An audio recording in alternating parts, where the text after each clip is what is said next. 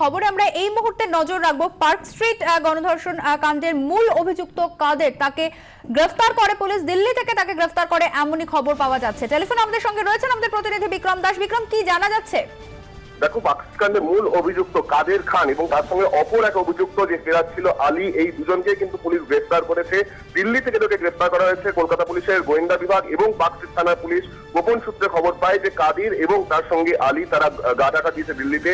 বিভিন্ন ঘোরার পর তারা দিল্লিতে একটি গোপন আস্তানায় রয়েছে, এক আত্মীয়র ডেরায় সে রয়েছে এমনটা পুলিশ জানতে পারে এবং সেই অনুযায়ী কিন্তু তদন্তকারী অফিসাররা দিল্লিতে হানা দেয়। গতকাল রাতেই তাকে গ্রেফতার করা হয়, কাদেরকে গ্রেফতার করা হয় এবং তার সঙ্গে সঙ্গে আলীকেও গ্রেফতার করা হয়। এই মুহূর্তে তাদেরকে নিয়ে আসার প্রক্রিয়া চলছে। তার তোমাকে জানিয়ে রাখবো যে পাকস্ট্রিট গণধর্ষণ কাণ্ডে এর আগে 3 জন গ্রেফতার হলেও এই কাদের এবং আলী এরা কিন্তু ফেরার ছিল। পুলিশ এদের এগেন্স্টে হুলিয়া জারি করেছিল, লুকআউট নোটিশ জারি করেছিল, কিন্তু এদের কোনো রকম কোনো খোঁজ পাওয়া যাচ্ছিল না। একটা সময় এই বিষয়টা উঠে আসে যে কাদের এবং আলী এরা কিন্তু দেশ ছেড়ে চলে গিয়েছে এবং সেক্ষেত্রে তাদের এগেন্স্টে লুকআউট নোটিশ জারি করা হয়েছিল। কিন্তু অবশেষে পুলিশ গোপন সূত্রে খবর পায় যে কাদের এবং আলী এই দুজনেই দিল্লিতে লুকিয়ে রয়েছে এবং সেই অনুযায়ী পুলিশের একটি বিশেষ দল সেখানে গিয়ে আনা হয় এবং এই কাদের এবং আলীকে গ্রেফতার করা হয়েছে। তাদের বিরুদ্ধে 376D অর্থাৎ গণধর্ষণের অভিযোগ রয়েছে এবং তার সঙ্গে সঙ্গে 201 প্রমাণ লোপাট করার অভিযোগ রয়েছে।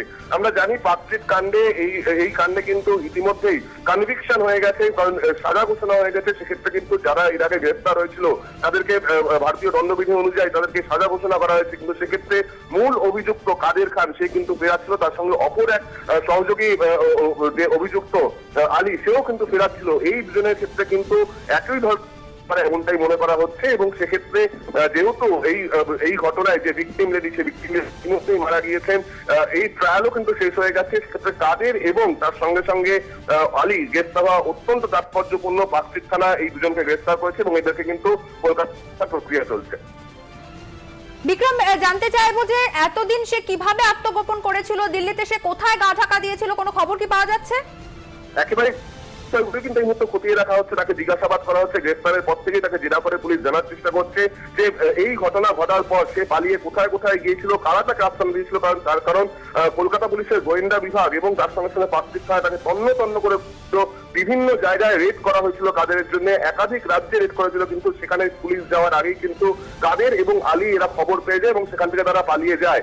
অবশেষে পুলিশের হাতে তারা গ্রেফতার হয় এবং গ্রেফতার হওয়ার পর পুলিশ জানতে চাইছে যে এই পলায়নে তাদেরকে কারা কারা সাহায্য করেছিল, কিছু সাহায্য করেছিল এবং গোটা পলায়নে তারা কোথায়, সেগুলো কিন্তু এই মুহূর্তে খতিয়ে দিচ্ছেন তদন্তকারী অফিসাররা। পাকস্ট্রিট কাণ্ডে কাদের এবং তার সঙ্গে সঙ্গে আলীকে গ্রেফতার করা অত্যন্ত তাৎপর্যপূর্ণ তোমাকে জানিয়ে দেবো, কারণ এই কাণ্ডে পাকস্ট্রিট কাণ্ডে কিন্তু ইতিমধ্যেই ফাস্ট ট্র্যাক ট্রায়াল কোর্টে এই ঘটনার কনভিকশন হয়ে গেছে, সাজা ঘোষণা হয়ে গেছে। সেক্ষেত্রে 3 জন কিন্তু এই ঘটনায় সাজা খাটছে। বাকি যে মূল 2 অভিযুক্ত অর্থাৎ যেমন মূল অভিযুক্ত রয়েছে কাদের এবং তার সঙ্গে সঙ্গে আলী, এরা কিন্তু কনভিকশন হয়ে গেল, এরা ফেরার ছিল। এদের বিরুদ্ধে হুলিয়া জারি ছিল, লুকআউট নোটিশ জারি ছিল, কিন্তু কোন রকম ভাবে এদেরকে ধরা যাচ্ছিল না।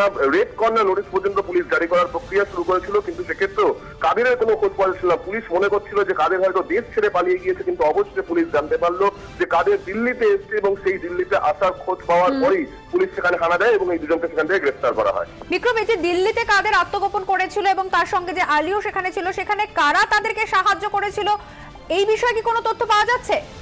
দেখো, এই বিষয়গুলো কিন্তু তদন্তকারী অফিসার এই মুহূর্তে খতিয়ে দেখছে যে এই গোটা পলায়নে কাদের এবং তার সঙ্গে সঙ্গে আলীকে কে সহযোগিতা করেছিল। কাদের সহযোগিতায় এতদিন ধরে পালিয়েছিল, কারণ আমরা জানি যে 1 বছর 2 বছর নয় তারও বেশি কিন্তু এই পাকস্ট্রিট ঘটনা ঘটার পর থেকেই কাদের গা ঢাকা দিয়েছিল, তার সঙ্গে আলীও গা ঢাকা দিয়েছিল এবং তাদেরকে কারা সাহায্য করলো, কিভাবে তারা এতদিন ধরে পালিয়ে থাকতে পারলো, সেই বিষয়গুলো কিন্তু এই মুহূর্তে খতিয়ে দেখছেন তদন্তকারী অফিসাররা। আপাতত এই দুজনকে গ্রেফতার করা হয়েছে এবং এদেরকে জিজ্ঞাসাবাদ করে গোটা রুট পুলিশ জানতে চাইছে যে কোথায় কোথায় গেছিল এই পালিয়ে যাওয়ার পর, তারা কোথায় কোথায় গেছিল, কাদের কাদের আস্তানায় তারা ছিল, কারা কারা তাকে সাহায্য করেছিল, সমস্ত বিষয় কিন্তু পুলিশ তাদের কাছ থেকে জানতে পারছে।